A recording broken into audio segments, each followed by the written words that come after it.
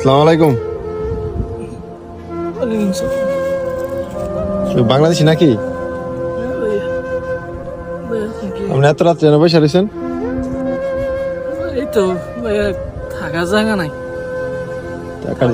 আজকে অনেক দিন হয়েছে বাইরে বাইরে ঘুরতেছি।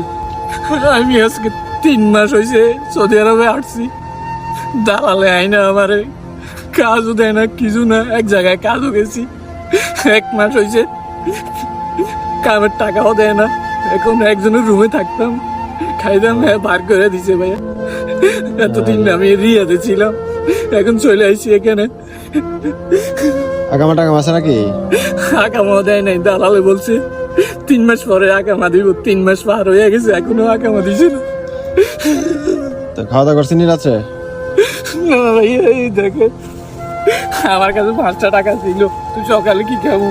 দেখেন কবুজ ভাইয়া, একটা কবুজ খাইছি আর এই কটা কবুজ রাখছি, শক্ত হয়ে গেছে ভাইয়া ঘরের মধ্যে। তো আপনার এখানে আপনার কাইন্দেন না আপনার এখানে আত্মীয় স্বজন না এখানে?